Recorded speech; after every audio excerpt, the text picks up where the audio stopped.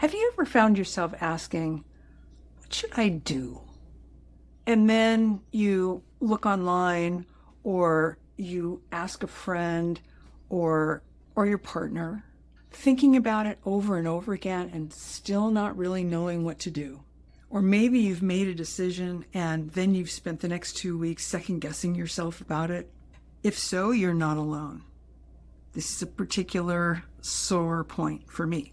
Many women reach a point where they don't trust their own voice, and over time they become disconnected from the wisdom that already exists inside them. Today I want to talk to you about why that happens and how you can begin reconnecting with your inner voice again. If we haven't met yet, I'm Elaine Louise Stewart, and I work with women who are 50 and above who feel like they've lost their way in their lives and they are looking to find their way back. Today, I want to share 3 important truths. Number 1, self-trust can be rebuilt. Number 2, your inner wisdom is often buried under years of conditioning. And third, small practices can help restore clarity and confidence in yourself again. One of the most common things I hear from women is, I don't know what I want anymore, or I don't trust myself to make good decisions. Most of us women are not born disconnected from ourselves. We learn to become disconnected. Many of us learn to look outside ourselves for answers, to seek approval, to avoid mistakes, to keep other people happy, to make the right decision. Eventually, we become so focused on other people's needs and wants and desires that we just forget about our own, and we stop listening to ourselves. And after years of that, our own voice becomes harder to hear. For many years, I made decisions pretty much entirely from my head. I'd think of something and then I'd make a decision. And many of those decisions were actually good decisions. But then there were the impulsive decisions that I made, the ones where I was not connected to my feelings or my emotions. And even though these decisions were the right ones to make, I suffered terribly. I did not take into account my feelings and my emotions when I made those decisions. And because the decision was made so quickly, there was no opportunity to go back, to think it through, to look at it one more time before I finally decided. The decision was done, made. And in a lot of situations, I ended up in severe internal beat-up sessions for days at a time, unable to stop the punishing thoughts that I had about myself. I'd replay it over and over again, ask myself, why did you do that? I cannot believe that you did that. And it just got worse from there. And eventually I realized that the reason this was happening was because I wasn't using not just my head. I wasn't listening to my feelings. I wasn't listening to my emotions. I wasn't listening to my intuition or my inner wisdom, that deeper part of me that knows that something important needs to be handled first. I had become disconnected from myself. And because I was disconnected from myself, I didn't trust myself.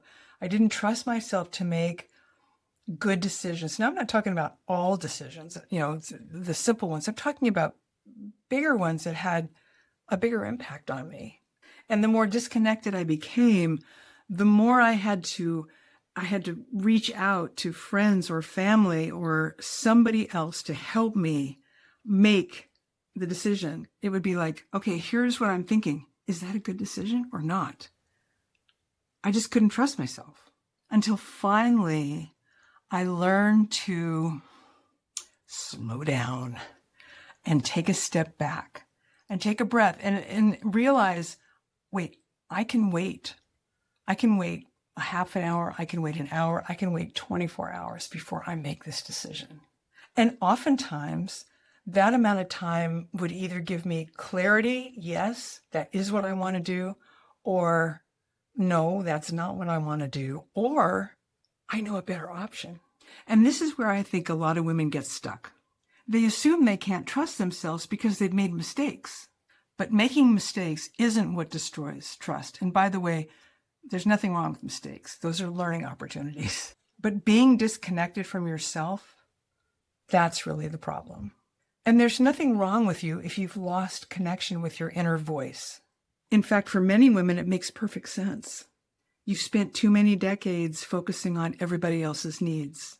And you may have learned that other people's opinions or thoughts are more important than yours. You may have learned to ignore your feelings because they were uncomfortable, inconvenient, or confusing. But your inner voice never disappeared. It simply got quieter. And the good news is that you can begin listening again. One experience taught me this in a powerful way. When my cat Belle was nearing the end of her life, I took her to the vet. And after consulting with him, I realized that there was nothing that could be done. And as I was standing there in my mind, I was saying, well, then let's just do this now. Let's put her to sleep now. I won't have to stress her out again by putting her back in the carrier and bringing her back. And yet something made me hesitate.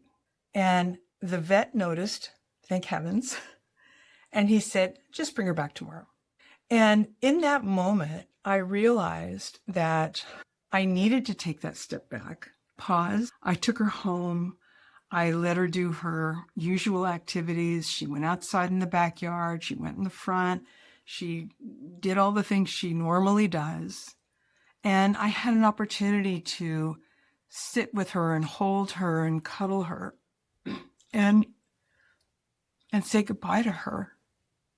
And when I took her back the next morning, still, I had a broken heart, of course, but I felt like I was ready. And that day was the right time to do this. And afterwards, I just simply felt grief. If I had just gone ahead and said, no, let's do this right now, I would have felt terrible. So it became very clear to me that when I not only thought the thought, but I felt the emotions and I felt my feelings. And when I stepped back and took a breath and all of that came together for me, it just changed the experience so that it was so much better than it could have been. So here are 2 things that you can start doing today. Number 1, pause before making non-urgent decisions. So this is kind of a practice. And then ask, what is my mind saying? What am I saying to myself about this decision? And then ask, what is my heart saying? What's my feeling? What are my emotions telling me?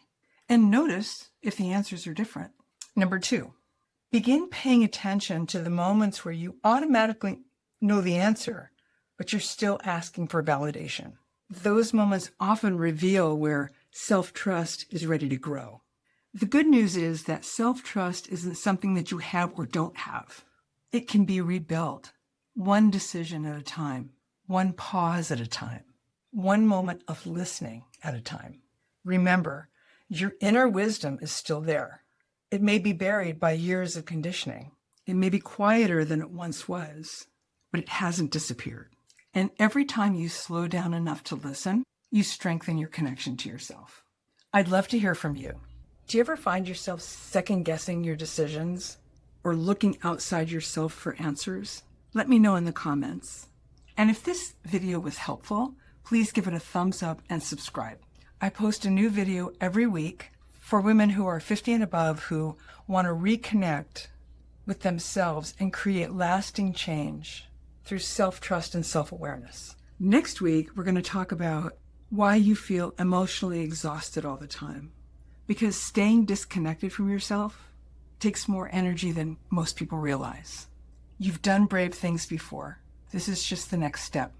Thank you for listening. Take good care of yourself, and I'll see you next time.